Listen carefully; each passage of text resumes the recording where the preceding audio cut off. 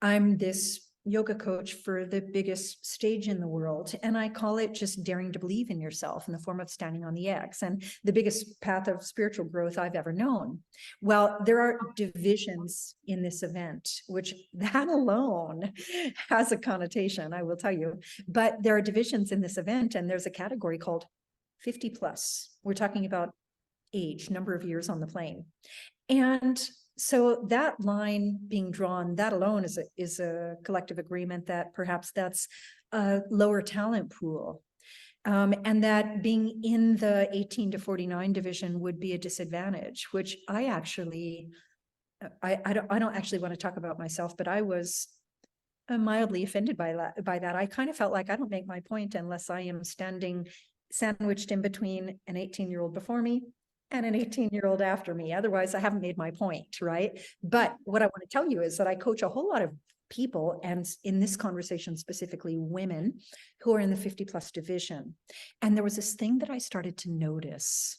I would have them execute a routine, and it's a big conversation. But at the very end of this routine, I would keep this really simple. I would say, okay, now stand up, stand up. I use the word up, stand up, stand up, stand up from a seated position. And I cannot tell you how many humans, women, went down to go up, put their hands and their face down to be able to get up. Mm-hmm. And like, no, I didn't say go down. I said stand up. And when I started to really unravel like what was happening, I started to see people that were simply, I'm going to call it throwing in the towel without even knowing it, because they are so deeply ingrained in the collective agreement of what we can call aging, that they just go, oh yeah, well, I just can't get up anymore because now I'm 65. I guess I just throw in the towel. And they don't understand that they actually can just stand up if they understand a few body mechanics. We just call it functional yoga.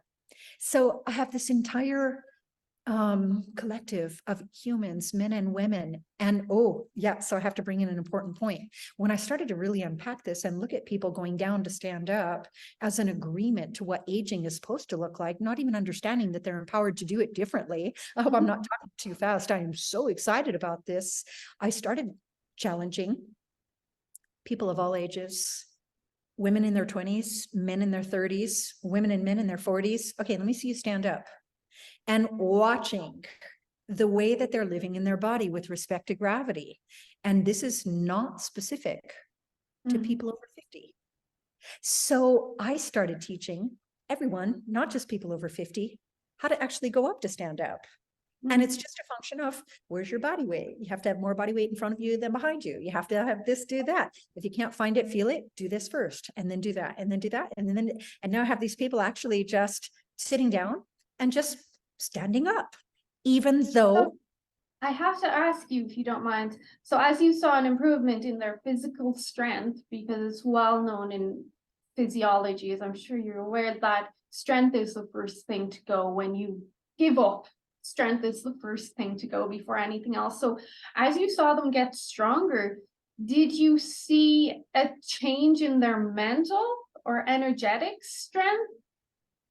That is such a simple question that has such an expansive answer. The first thing I want to tell you is I teach what I call my simple formula for muscles. If you use them, they get strong. If you stretch them, they get long, period. That is for everyone. And they happen to get strong in whatever position you strengthen them. Mm-hmm. And I want to tell you that the strength that you lose with respect to your relationship to time has more to do with the fact that you're not doing it anymore. It has more to do with the fact that you're simply not practicing creating strength on a daily basis. Now, and that has now become a conversation about the level of the mind. Because in a command-based yoga practice, like the one that I primarily lead, we understand neuroplasticity.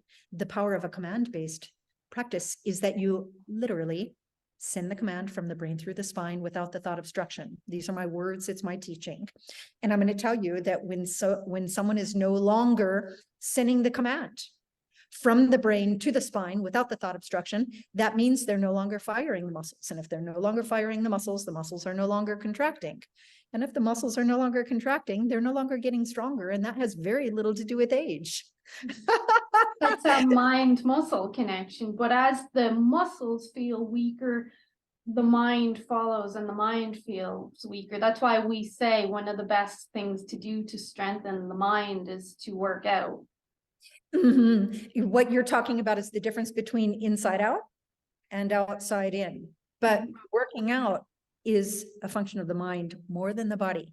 Working out means I'm going to go to the gym and I'm going to command my sets and I'm going to command my reps. Mhm. So it's less about, okay, I'm going to go to the gym and I'm going to do 4 sets of 8 bicep curls.